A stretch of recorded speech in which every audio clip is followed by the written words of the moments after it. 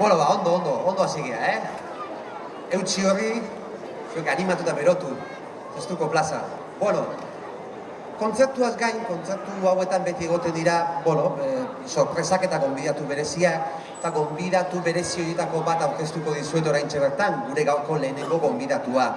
Azpeitiarra da bera, eta 70ko hamarkadan arrakasta itzela lortu zuen gizon honek bere kantuekin, ikono eta idolo bat bihurtu zen garaiko zalen artean. Eta gaur berriro hona dator bere altxorrik preziatuenekin, bere kantu ezagunenak kantatuko bai dizkigun. Txalo bero batekin, eman diezaiogun ongietorria Xabier Madinari.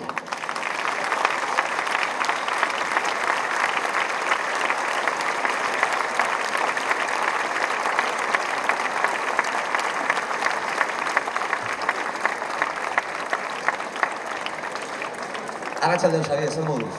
Bueno, nervioso pixka baina ondo.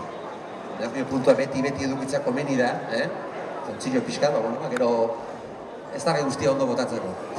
2089an, hementxe egon zen txistu kontzertuan Xabier Madina, baina 2010 orain dela 3 urte, Bilboko txistuaren alardean antxere kantatu zuen, eta berak esan zuen azken aldi izango zela kantatuko zuena. Ez da ala izan, zergatik? Gari gutxatik. Konbentzitu zaitu. Lehiante bada. Zane jo giluz nola bestuko, baina, hemen gabe, alden ondoneko du. Seguru baietz. Beraz orain bi kantu kantatuko dizkiguzu, Xabier. Lehen esan dizut, badazpada ez esan, azkenengo aldi izango dena kantatuko duzuna, zorionekoak gu gaur ere zu hemen izateagatik. Ze kantatuko diguzu?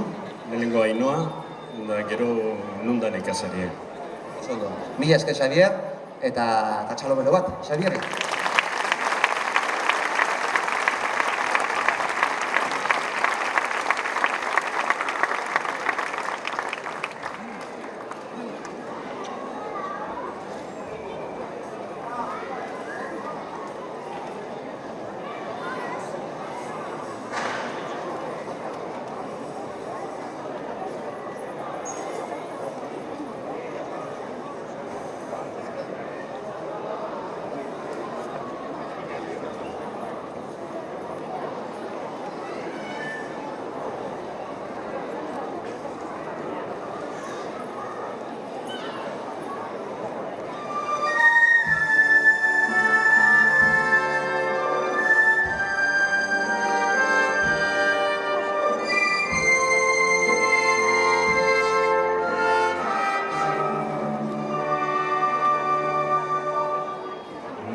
Sortu zita bihotzondo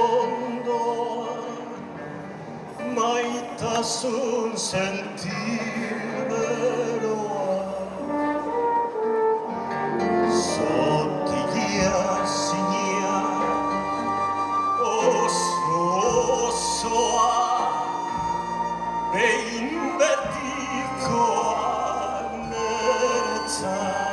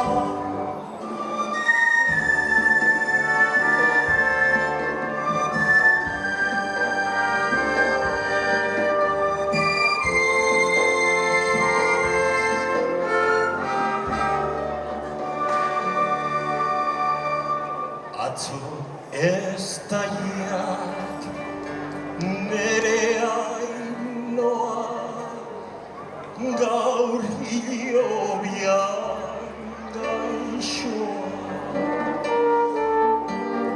Baina gu biok maitasun minea ez da oraindik agortua. Ez dugu izan zalantzorrik hirugarreko bizitza.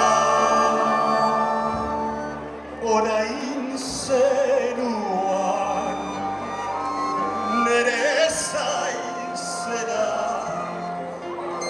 aurki naiz zure bila.